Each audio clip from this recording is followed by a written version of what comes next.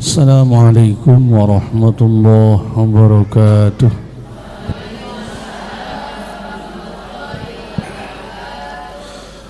Babut tarhibi min masawiil akhlak. Bab menjelaskan perintah untuk menghindari akhlak yang jelek, akhlak yang tidak baik. 14 tahun saya mendengarkan pengajian ini. Kalau pas lewat hari Kamis kedengaran dari sana, cuma dengar doang. Dalam hati palingin orangnya ada 20 ada. Atau paling lebih ya 30-an lah. 14 tahun orang lebih. Sekarang ini baru tahu lah. Oh, rupanya banyak orangnya. Astagfirullah. Allahu Akbar ya. Ini kayaknya datang semua kayaknya. Ya. Oh. Kok banyak nggak hadir? Iya. Jangan hadir semua, nggak muat dah. Jadi alhamdulillah ya kita bisa silaturahim nih di pengajian hari Kamis ini ya. Sejarah saya hidup di Giriah ini baru seumur umur pengajian Kamis. Kamis sore. Ada juga Jumat nanti. Besok itu pengajiannya ibu-ibu blok C sana. Ngajinya hari Jumat. Waktunya sama jam 4:30 Ustaz ya. Selesai 5:30. Kalau di sini 4:30 mulai, jam 5:30 kurang 10 menit Ustaz udahan katanya. Oke, siap. Jadi selisihnya 10 menit aja. Iya, enggak apa-apa. Betul, maghribnya cepat ya. Hadirin muslimat ibu-ibu yang dimuliakan oleh Allah Subhanahu wa taala. An Abi Hurairah radhiyallahu anhu qala Rasulullah sallallahu alaihi wasallam, kata Nabi, iyakum wal hasada. Jauhilah olehmu, kata Nabi, wal hasada, sifat hasud. Hasud itu termasuk akhlak yang tidak baik. Apa hasud itu? Iri, lalu kemudian tidak suka terhadap keberhasilan, kebahagiaan orang lain. Lalu kemudian dia berharap supaya kebahagiaannya orang itu selesai, supaya nikmatnya orang itu selesai, lalu kemudian dia berharap pindah kepada dirinya. Itu orang hasud itu begitu. Tetangganya beli motor, dia mau beli motor kan kredit katanya. Apa urusannya mau kredit ke mau cash ke, repot amat ya. Yang beli motor dia, motornya dia, yang bayar dia. Kalaupun kredit juga yang nyicilin dia, apa urusannya dengan kita? Tapi orang iri itu begitu. Pokoknya nggak nyaman, perasaan itu nggak tenang kalau ada orang dapat kenikmatan. Kalau ada orang lalu kemudian dapat sesuatu. Anaknya tetangga pinter, Masya Allah ranking. Ya, prestasinya membanggakan. Dia bawanya nggak tenang aja. Aduh, anak saya kok kenapa nggak kayak dia ya? Anaknya si eta mah pinter gen, eta mah nggak pernah ke musola, nggak pernah sholat. Ada aja judulnya. Ya, ada. Itu orang hasud itu begitu. Orang hasud itu begitu. Lah kata Nabi, apa jauhilah sifat hasud itu. Kita jangan sampai terjebak dalam sifat hasud. Sebab apa? Fainal hasada yaqulul hasanati. Kata Nabi, maka sesungguhnya sifat hasud itu akan memakan kebaikan-kebaikan kita, akan menghanguskan pahala-pahala kita. Pahala ngaji ibu hilang, pahala sholatnya hilang, kebaikan-kebaikan kita hilang, dimakan oleh hasud. Hidup ini jangan kepo. Dikit-dikit kepengen tahu urusan orang, dikit-dikit kepengen tahu itu kabarnya si fulan. Padahal tahu kabar ataupun memastikan dia tahu kabarnya si fulan bukan untuk mendoakan, tapi untuk bagaimana caranya dia bisa hasud. Suaminya misalkan gajinya naik ya.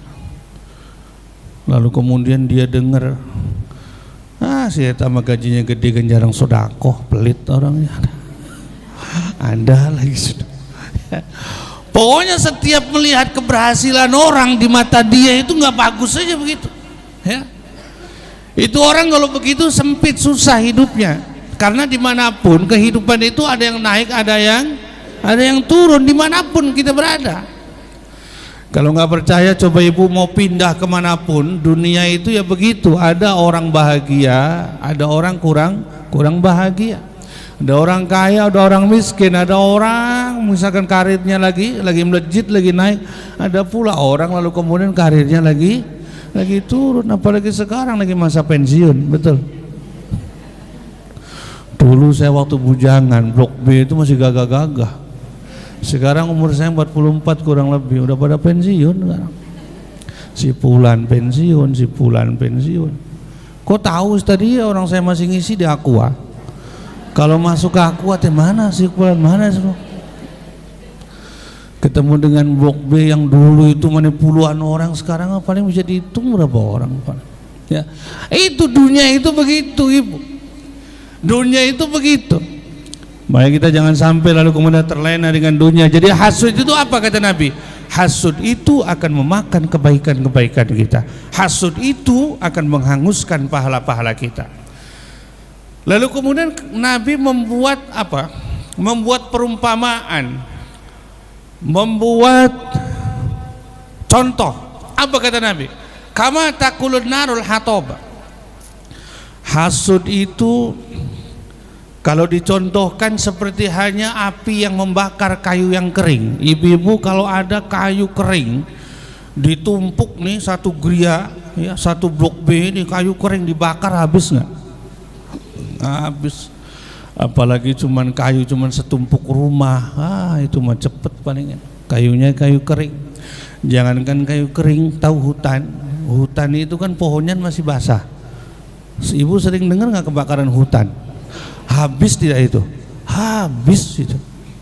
Ya, jangankan kayu kering. Lalu kemudian Nabi memberikan analogi apa? Sama seperti hanya kayu kering dibakar oleh api, habis itu pahala-pahala kita. Mulai sekarang ya, ibu udah ngaji berkali-kali, pokoknya jangan terjebak sama hasud. Biarkan hasud itu dimiliki oleh ya mungkin orang-orang kurang bahagia aja lah. Saya yakin ibu kan bahagia semua kan? Iya. Hasud itu hanya dimiliki oleh orang-orang yang kurang bahagia. Loh, kalau dia bahagia ngapain ngurusin orang? Iya toh? Iya. Sudah biarkan kita bahagia dengan keluarga kita, ngapain juga ngurusin orang, ya. Jadi hasud itu tanda orang tak mampu. Hasud itu iya, tanda orang tak mampu, tanda orang kurang bahagia. Wa anhu radhiyallahu anhu qala, Ustaz Zuhaimi kok kalau ngaji begitu aja kola rek ngaji naon deui? Ngaji mah Al-Qur'an dibaca ya auzubillahi minasyaitonir rajim. Qolan Nabi kan kita kan pegangannya Al-Quran dan hadis. Jadi ngaji itu sebenarnya nggak jauh-jauh dari itu. Tinggal kita nyari temanya apa yang mau kita bahas, kan begitu ya. Jadi saya ngaji kemana-mana bawa apa? Iya. Iya. Jadi ada pegangannya begitu ya. Ada Ustadz diundang. Begitu ngaji dia curhat aja cerita dirinya. 1 jam selesai. Ibu pas pulang ditanya sama suaminya, tadi ngaji apaan mau? Tahu itu Ustadz eta. Cerita iya. Saya paling nggak bisa begitu, nggak bisa. Jadi kalau ngaji yang ada pegangannya ya. Lalu kemudian wali abi majamin hadisi mana tadi? Jadi hilang. Wa anhu radhiyallahu anhu qala Rasulullah sallallahu alaihi wasallam laisa sadidu bisur'ati. Ini pasti sering dengar ini, Ibu. Kata Nabi, orang yang kuat itu bukanlah orang yang menang di ring tinju. Ibu suka ngelihat orang yang gulat-gulat itu, berantem itu. Lalu kemudian Masya Allah olahraga sekarang macam-macam ya. Itu orang nyari apa sampai segitunya ya? Masya Allah, palanya benyok sampai itu ya, matanya nyari duit katanya ya, sampai segitunya banget orang nyari duit ya. Kadang-kadang pas yang dipukul itu bagian apa, lalu kalau nggak bangun lagi sampai mati loh orang. Tapi segitu banyak peminatnya itu. Jadi orang yang kuat itu bukan orang yang punya otot yang besar, punya badan yang besar, lalu kemudian ketika diajak berkelahi itu dia selalu menang. Bukan itu. Tapi apa? Innamas syadidu, kata Nabi, allazi yamliku nafsahu indal ghadabi. Orang yang kuat sesungguhnya adalah orang yang mampu mengendalikan dirinya ketika dia marah. Jadi orang kuat itu, ibu punya amarah, semua orang punya amarah. Tapi orang yang kuat itu bisa nahan amarah loh gitu. Orang belum marah kalau belum mecahin piring, ada yang begitu ada. Pokoknya kalau marah pasti buangin baju, kalau marah pasti itu yang namanya gayung kamar mandi pecah itu. Itu yang namanya sapu itu buat nyapu, kalau marah pasti patah itu. Nah itu orang-orang yang lemah yang begitu tuh. Orang yang kuat itu mampu menahan amarah. Apapun yang memancing amarahnya dia mengelus dada saja. Astagfirullahaladzim. Itu baginda Nabi itu paling mampu menahan amarah beliau, sehingga beliau itu bukan pendendam. Nggak kayak kita dikatain tetangga cuma sekali tapi sakitnya seumur hidup ya. Ibu udah maafin dia belum? Ogah Ustadz, siapa maafin dia sampai mati kan? Kagak ya. Padahal itu orang ngomong nggak enaknya cuma berapa? Sekali itu. Sekali doang dia ngomong nggak enak itu padahal. Tapi apa? Karena kita ini hatinya nggak seperti baginda Nabi. Sekali kita diomong jelek sama orang, sakitnya tuh di sini ya. Sehingga kalau udah bagian sini yang sakitnya emang susah bu, hilangnya susah. Ibu-ibu jatuh berdarah ya, lalu kemudian diobati luka itu hilang udah.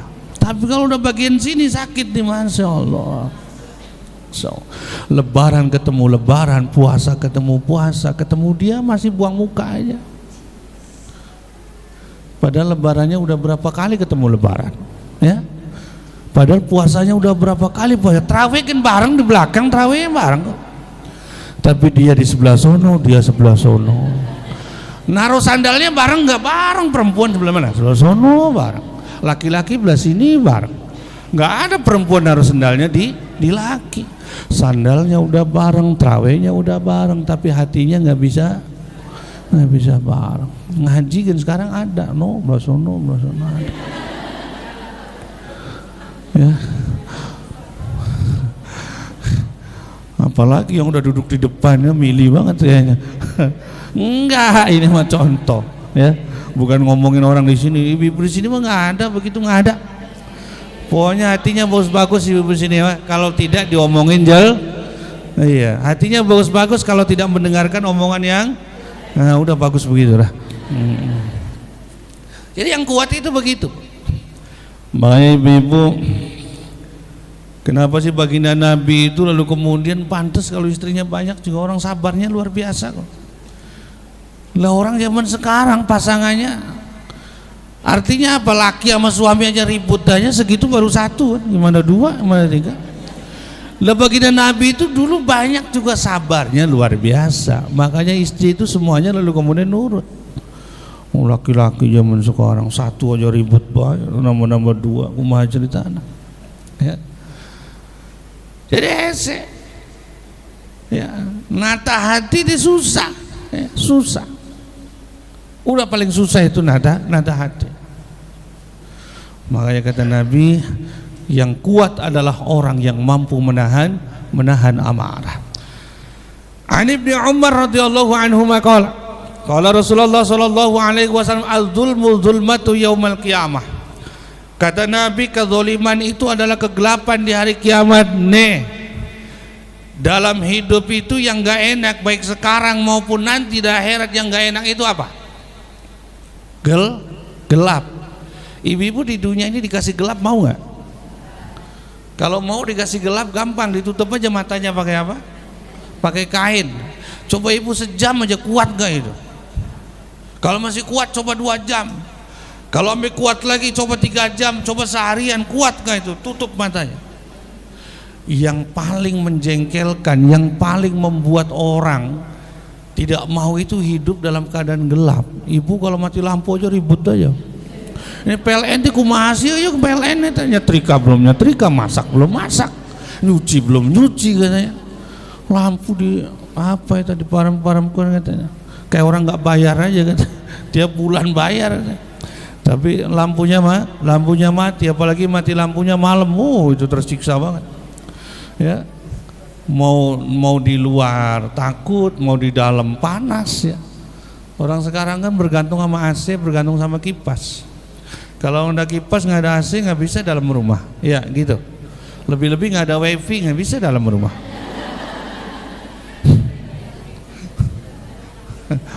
Sok tahu Ustaz, zaman sekarang, zamannya udah sekarang ini begitu. Ya. Rumah nggak ada wifi, jangankan kita, anak kita betah nggak? Anak kita kabur-kaburan aja udah ke rumah tetangga yang ada wifi-nya, panggil deh. Giliran kita punya mah anteng nggak kemana-mana dia. Ya makanya ya mau nggak mau ya, pokoknya gitu tuh biar anaknya anteng. Ya, tapi kan main HP mulu Ustaz ya, diatur aja gimana caranya. Jadi jangan sampai kita ini lalu kemudian diberikan kegelapan oleh Allah. Caranya bagaimana? Jangan pernah zalimin orang. Biar hidup kita itu terang, jangan pernah nyakitin orang.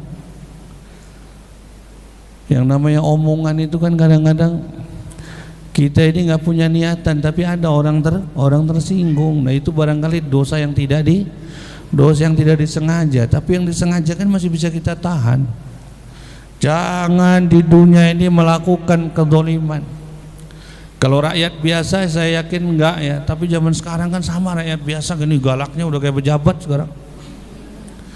Kasus yang terakhir itu Yai Min sampai siapa itu tetangganya, Masya Allah itu tetangganya ampun. Ya. Masya Allah itu orang sebegitunya orang sama orang loh. Padahal ternyata yang dizalimi itu siapa? Ya kiai, ya dosen. Ya. Lalu kemudian hafizul Quran, ya, hafal Quran. Masya Allah itu orang kualat ya. Nggak boleh kepada siapapun, nggak boleh. Kalau kita di dunia ini melakukan kezaliman, maka siap-siaplah nanti ketika orang diberikan terang, maka kita diberikan gelap oleh Allah Subhanahu wa ta'ala. Alhamdulillah kita ini bisa ngelihat ya. Bisa ngelihat itu udah nikmat luar biasa itu. Makanya mata kita ini jangan liatin HP mulu, tuh liatin Al-Quran, baca Al-Quran.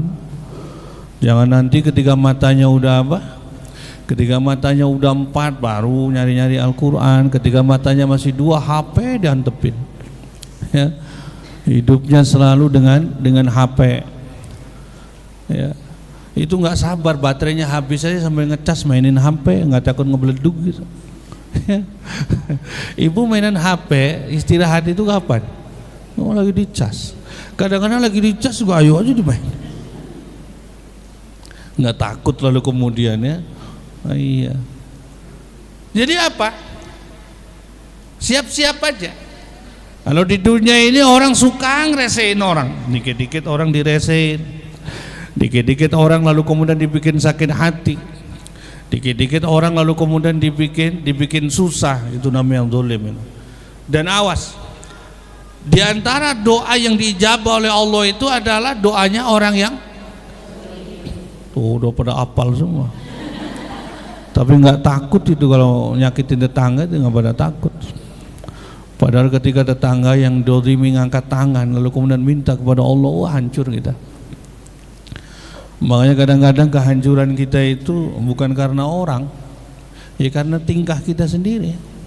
Fir'aun itu hancur karena siapa? Karena dia sendiri.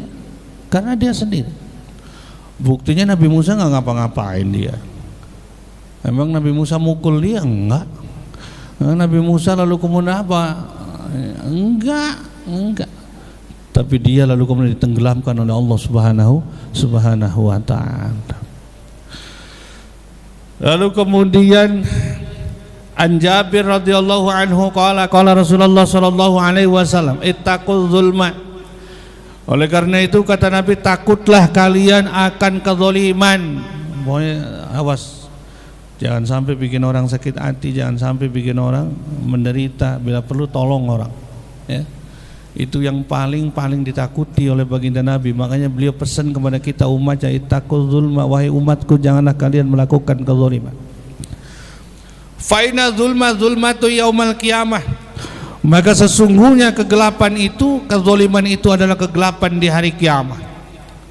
Jadi gelap itu satu ketika kita di dalam kandungan, ya. Gelap. Kalau nggak gelap gimana ceritanya itu?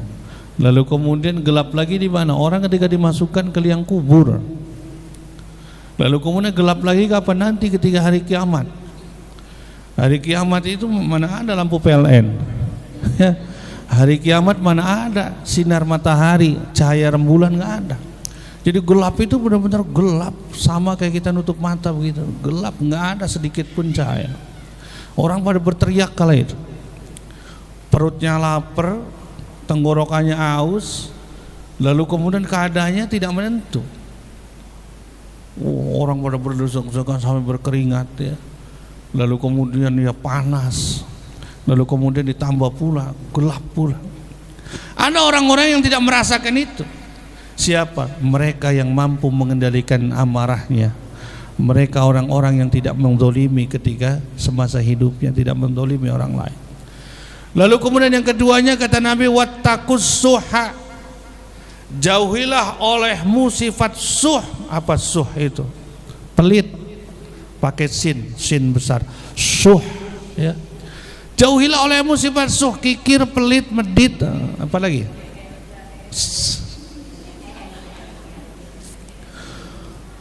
Orang pelit itu gini, jangankan untuk orang lain, untuk dirinya aja pelit amat. Udah tahu badannya sakit, batuknya ngeglek gitu ya. Beli obat kagak, ke dokter kagak. Ditanya sama orang, ibu udah lama sakit? Udah lama. Udah berobat belum? Kenapa belum? Ah, sayang duitnya. Oh, tuh itu orang. Apalagi untuk orang lain, untuk dirinya aja sayang dia. Orang pelit itu begitu. Andaikan kotoran yang dia keluarkan itu bisa dimasak lagi. Saking pelitnya itu orang. Saking pelitnya itu orang. Tapi mana ada Ustadz orang begitu, ya? Mana ada orang begitu? Ya mungkin ada. Sebab Nabi menjelaskan begitu. Kenapa orang tidak boleh pelit kata Nabi? Fainahu ahlaka mangkana qablakum. Maka sesungguhnya sifat pelit itu ataupun orang-orang yang pelit itu, orang-orang yang pelit itu apa? Sudah dihancurkan sebelum kamu. Fainahu ahlaka mangkana qablakum. Kata baginda Nabi, maka sesungguhnya orang-orang pelit itu sudah dibinasakan sebelum kita semuanya ini. Kita tahu dulu itu ada orang pelit namanya siapa? Korun. Di zamannya Nabi Musa alaihissalam. Di zamannya Nabi Musa alaihissalam ada orang kikir pelit. Lalu kemudian dibinasakan orang itu oleh Allah Subhanahu wa taala. Korun itu dimintain zakat nggak mau ngasih, dimintain sedekah nggak mau ngasih, suruh berbagi kepada orang-orang nggak mau ngasih juga itu korun. Akhirnya korun berikut dengan kekayaannya, lalu kemudian apa? Dimasukkan ke dalam tanah oleh Allah Subhanahu wa taala. Tiba-tiba tanah membelah, korun dengan kayanya masuk. Jadi bukan dilempar ke laut, bukan. Makanya orang nemuin apa aja di laut nggak ada yang bilang harta. Bilangnya harta siapa kalau nemu di laut? Titanic gitu. Tapi kalau orang nemu harta di tanah, dia gali itu tanah, lalu kemudian dia menemukan sesuatu yang berharga, orang itu bilang harta karun, padahal itu harta korun maksudnya begitu. Jadi korun itu bayangkan ditenggelamkan oleh Allah bukan di laut. Bumi itu membelah, lalu kemudian korun masuk dengan kekayaannya, tidak ada sedikit pun disisakan, masuk semua. Itu korun itu kekayaannya, masya Allah, kalau zaman sekarang itu triliunan kan. Itu kuncinya dibawa oleh apa? Dibawa oleh kuda. Kalau zaman sekarang itu kuncinya dibawa oleh mobil itu, masya Allah, itu kuncinya aja. Kalau satu kunci itu satu gudang, maka berapa kekayaan yang dimiliki oleh korun itu. Jadi orang-orang pelit itu sudah dihancurkan oleh Allah sebelum kita datang. Oleh karena itu jangan terulang ini. Jangan terulang di umatnya baginda Nabi ada orang lalu kemudian masih pelit. Orang itu yang wajar-wajar aja. Makanya ada salah satu syariat ataupun salah satu perintah untuk menetralisir kita dari sifat suh, dari sifat kikir. Kita ini punya potensi pelit nggak? Punya. Semua orang itu punya potensi itu. Kalau nggak percaya, siapa yang sekarang bawa HP sini, saya pinta HP-nya, boleh nggak? Oh enggak Ustadz, enggak. Yang punya jam tangan saya pinta jauh. Oh enggak Ustadz, penting banget ini jam. Ya, semua orang itu punya sifat pelit itu punya. Oleh karena itu Allah lalu kemudian punya salah satu perintah yang namanya zakat. Zakat itu sedikit banyaknya mengurangi kita dari sifat pelit yang 2,5% itu. Makanya ibu kalau punya harta satu nisab itu berapa? Ibu punya emas kira-kira 80 gram. 80 gram kalau diuangkan berapa? Misalkan 1 gram 500.000, emasnya emas warna herang. Emas warna herang 500.000 1 gram. Nggak tahu kalau emas dari Jawa mahal kayak. 500.000 berarti kira-kira berapa? 40 juta kita punya uang. Itu berarti satu nisab itu. Sudah haul 1 tahun, maka keluarkan 2,5%. Andaikan Allah tidak lalu kemudian mengeluarkan perintah zakat, maka orang itu pelitnya udah kayak apa itu. Sebegitunya kita itu ada anjuran sedekah ya. Lalu kemudian ada kewajiban zakat, itu untuk menghilangkan sifat itu tuh. Pokoknya mau nggak mau umat Islam, kalau dia punya harta satu nisab 2,5% harus keluar.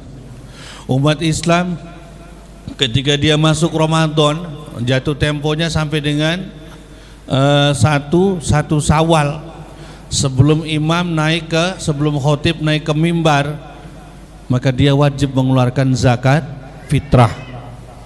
Zakat fitrah aja banyak yang nawar. Zakat fitrah berapa? Hah? Iya, kalau berasnya 2,5 kilo, 3,5 liter, uangnya berapa uangnya? 45 ya. Hitung-hitungan lama itu. Kok 45 mahal banget? 47 mahal banget tuh. Saya kan kalau beli beras nggak nyampe segitu, Ustaz. Emang belinya yang berapa? Palingan yang literannya 12.000 katanya. Kalau 12.000 berarti ketemunya berapa? 36 sama yang setengah. Oh lebih mana kalau beli beras? Nah, duit aja. Jadi zakat fitrah itu zakat fitrah itu melatih kejujuran kita. Ibu-ibu kalau misalkan ditentukan di situ 47, lalu kemudian ibu ternyata tiap hari itu yang dikonsumsi adalah beras yang harga per liternya 12.000, berarti kurang nggak itu? 47 itu kurang ya. Jadi melatih kejujuran kita aja. Kalau kita misalkan per liternya 12.000, ya keluarkan zakat kita itu. Kalau 3,5 liter itu berapa duit ya? Jangan dikurang-kurangin, jangan.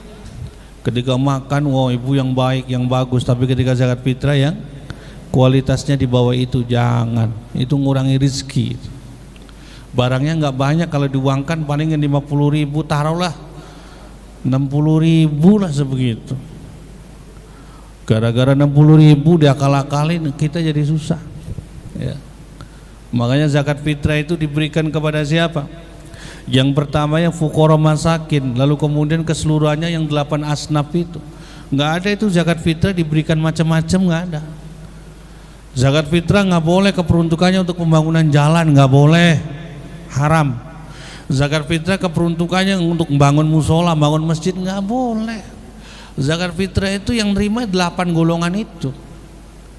8 golongan itu salah satunya ada, semuanya bagus. Makanya begini, bagi zakat fitrah itu kira-kira di lingkungan kita ini ada berapa golongan yang ada? Ada 4 golongan, bagi 4-4-nya. Jangan sampai ada 4 golongan tapi yang dikasih cuma 2 golongan, jangan salah lagi kita. Ya, pelajari yang 8 itu. Ya. Ini kaum muslimat ibu-ibu yang dimuliakan oleh Allah Subhanahu wa taala. Jadi jangan sampai kita pelit ya. Oh, nyatanya kita ini kalau mati nggak bawa apa-apa, Bu. Ya. Laki perempuan yang dibawa apa? Kain barang dunia itu yang dibawa kain kapan, Man. Yang lainnya ada yang dibawa? Enggak ada. Enggak seperti mereka yang kalau mati itu didandani, ada make up untuk orang meninggal. Lah kita kan enggak, mau orang kaya mau orang miskin dimandiin sama, ya. Habis dimandiin lalu kemudian ditutup semuanya pakai kain kafan, kain putih. Kalau mereka kan didandani apa ya, itu bukan kita. Yang dibawa cuma kain putih. Kain putih pun nggak boleh banyak-banyak, tapi ada aturannya. Laki-laki 3 lapis, perempuan 5 lapis. Nggak boleh kainnya yang mahal-mahal, nggak boleh. Ini orang kaya Ustaz pakainya sutra, haram, nggak boleh. Mentang-mentang orang kaya pakainya sutra, lalu kemudian dimasukin Facebook, diviralin, nih orang kaya ninggal pakai sutra. Nggak sekaliannya pakai emas gitu. Ya enggak juga. Islam itu mengajarkan kesetaraan. Nggak ada yang dibawa, nggak ada. Yang dibawa itu adalah amal, ya. Makanya kata Sayyidina Ali begini, ketika ada orang meninggal, maka 3 hal itu akan ngikutin orang. Ini sebelum dimakamkan, ya. Lalu kemudian ketika jenazah dimasukkan ke liang lahat, tuh udah masuk. Seolah-olah jenazah itu berkata kepada 3 hal tadi. Yang pertama, jenazah bilang sama hartanya, hei hartaku, kamu yang saya cari dari mulai gelap sampai ketemu gelap lagi, ayo kamu ikut saya. Kata orang meninggal tadi. Kata harta apa? Mohon maaf Tuhan, saya nggak bisa ngikut Tuhan. Betul, saya ini yang diperjuangkan sama Tuhan. Orang nyari duit mau hujan, mau apa lagi. Andaikan bumi terbelah jadi 2, kalau belum kiamat orang tetap nyari duit. Ya, itu hebatnya nyari duit begitu tuh. Ketika duit itu sudah didapatkan, lalu kemudian orangnya meninggal, kata orang meninggal itu, ayo ikut. Enggak Tuhan, nggak bisa. Mohon maaf, kami ini sekalipun dulu diperjuangkan, Tuhan tahu ketika mencari kami, berangkat subuh pulang jam 10 malam. Kadang-kadang lembur sampai seharian tuh, 24 jam baru pulang dia. Di pabrik 24 jam, istrinya kebagian apa di rumah? Kasihan banget. Itu yang diperjuangkan, ayo ikut. Kata hartanya, mohon maaf Tuhan, saya nggak bisa ikut. Saya nggak bisa ikut. Akhirnya hartanya udah pamitan, dia nggak bisa ikut.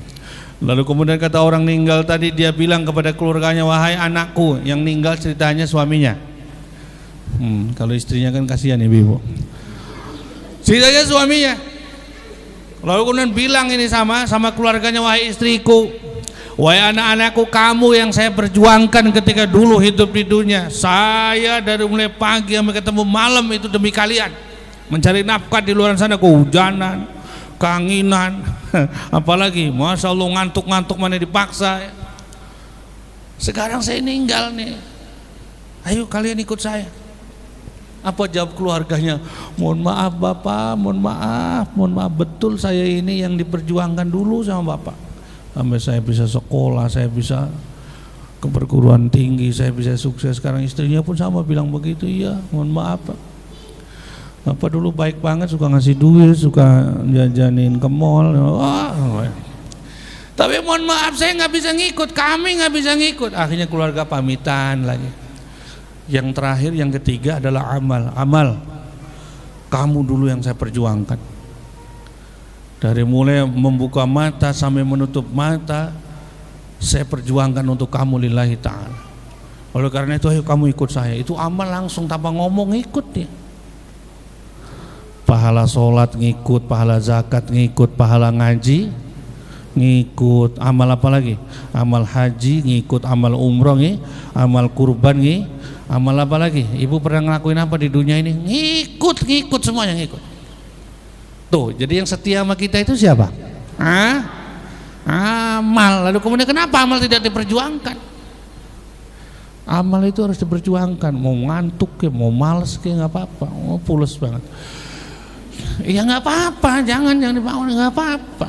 Ya. Orang ngaji itu terlepas dari dia ngerti nggak ngerti dapat paha, terlepas sadar nggak sadar dapat paha. Maksudnya ngaji nggak sadar kemantan, nggak ada ikan dapat pahala, ya. Dan itu yang harus kita perjuangkan. Ibu-ibu kalau udah waktunya sholat, udah jangan ngeyel, sholat. Aduh, untung punya istri dari dulu ya santri ya. Jadi nggak pernah saya nyuruh sholat, nggak pernah saya nyuruh dia baca Quran. Tiap hari saya lihat baca Quran dia. Habis maghrib saya dengerin baca Quran sampai isya. Kalau nggak ngajarin bocah baca Quran, dulunya santri. Ustadz saya kan bukan santri. Ya nggak apa-apa juga baca Quran, maksudnya mesti santri. Ya. Saya lagi cerita saya, ya. Katanya nggak boleh nyeritain pribadi, enggak, selentingan doang, bukan dari awal sampai akhir, ya. Oh dari awal sampai akhir kan kasihan panitia, terutama ketua, pan katanya ngaji nyeritain pribadinya doang katanya. Nah itu, jangan sampai lalu kemudian pelit. Lalu kemudian An Mahmud ibn Labib radhiyallahu anhu qala Rasulullah sallallahu alaihi wasallam inna akhfama akhafu alaikum asyirkul asghar ar-riya. Kata baginda Nabi, sesungguhnya yang aku takutkan, yang aku khawatirkan dari kalian setelahnya apa? Setelahnya aku ini nggak ada nih, kata Nabi, yang paling aku takutkan dari kalian adalah asyirkul asghar, syirik tapi kecil.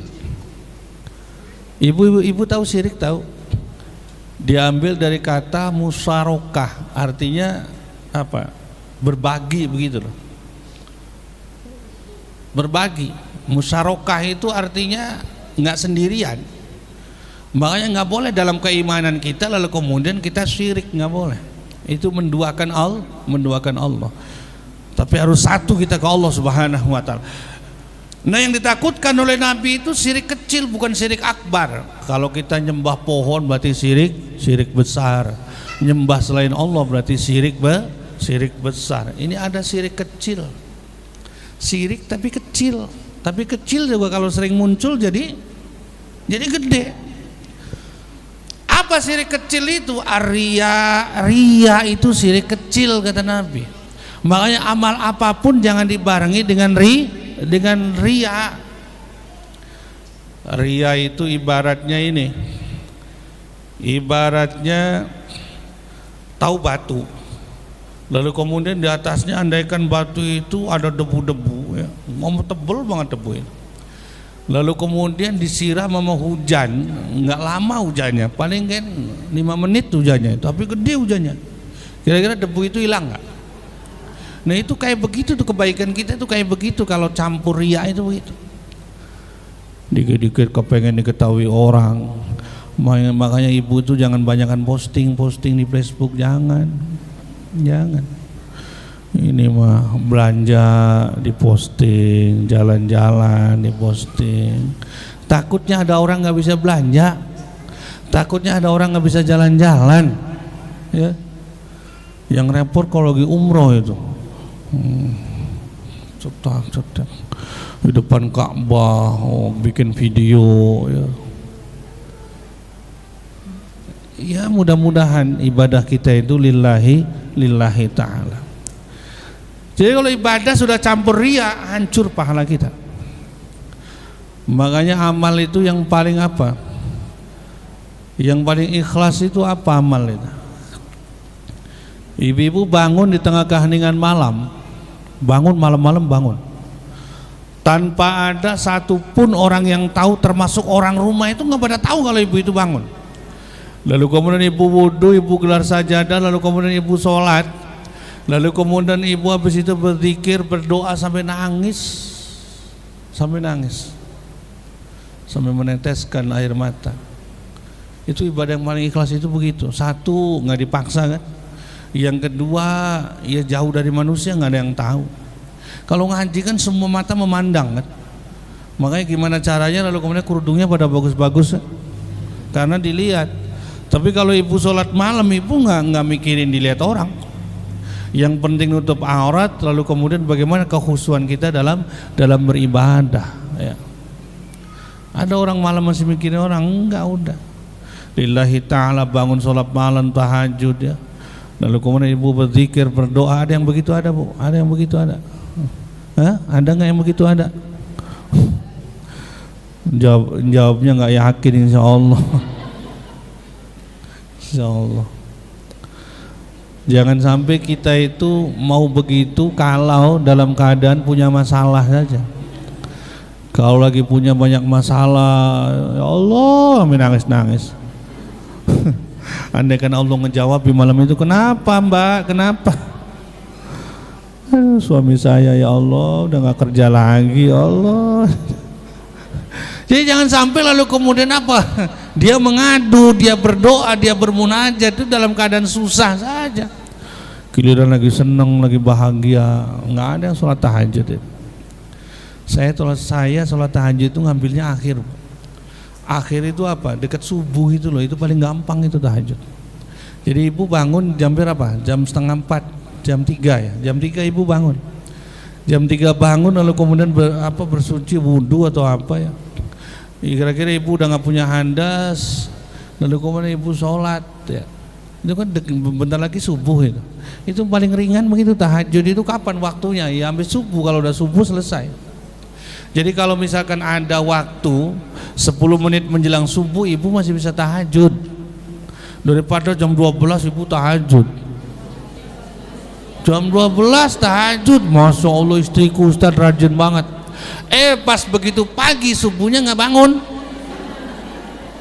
Apalagi sekarang subuhnya jam berapa? Jam 4 lebih 11 atau 12 menit. Bu, subuhnya jam 4 lebih, hampir jam 4 loh subuhnya ya. Makanya persiapkan kita untuk bangun subuh ya. Seumur-umur saya nggak pernah kesiangan, biar laki nggak pernah kesiangan ya. Atuh Ustadz, laki marek naon atuh bangun tidur kan pasti sholat subuh. Kalau perempuan kan banyak gawean Ustadz, masak, nyuci, iya. Tapi tetap sholat subuh mah harus duluan. Habis itu baru ibu mau ngapain, mau masak, mau ngapain. Adik kamu sahabat ibu yang dimuliakan oleh Allah Subhanahu Wa Taala ya. Kurang 10 menit ya, inilah yang bisa disampaikan pada kesempatan kali ini. Ada yang nanya ada? Ada yang nanya ada? Cukup ya, nanti keburu maghrib nanti ya. Saya habis ini langsung pindah ke Telajung situ. Jadi sekali lagi ini adalah akhlak-akhlak yang tidak boleh ditiru. Jadi Nabi itu ngajarin akhlak bagus, Nabi pun menceritakan akhlak yang tidak baik, yang tidak bagus. Yang bagus, yang baik itu yang harus kita contoh. Yang tidak baik itu yang harus kita jauhkan. Inilah yang bisa disampaikan pada kesempatan kali ini. Mari kita doa ya? Apa nggak usah? Allahumma salli wa sallim ala sayyidina habibina syafi'ana karimina untuknina maulana Muhammad sallallahu radhiyallahu tabaraka wa ta'ala kulli sadatina sabi sayyidina rasulillahi ajma'in. Alhamdulillahi rabbil alamin. Hamdan katsiran thayyiban barakan fiha ala kulli hal. Hamdan yafi ni'amahu wa yukafi'u mazidah. Ya Rabbana alhamdu kama yanbaghi lijalali wa zika 'azimi sultanik. Allahumma ij'alna ya Allah wa zurriyatina min ahlil ilmi wal khair wa la taj'alna wa iyyahu min ahli zulmi wad dhair. Allahumma ij'alna ya Allah wa zurriyatina min ahlil ilmi wal ibadah wa la taj'alna ya Allah wa iyyahum min ahli zulmi wal ma'siyah. Allahumma ij'alna ya Allah wa dzurriyyatina min ahli sunnati wal jamaah wa la taj'alna ya Allah wa iyyahum min ahli bid'ati wad dhalalah. Rabbana atina fid dunya hasanah wa fil akhirati hasanah wa qina adzabannar. Wa sallallahu ala sayyidina Muhammadin wa ala alihi wa sahbihi ajma'in.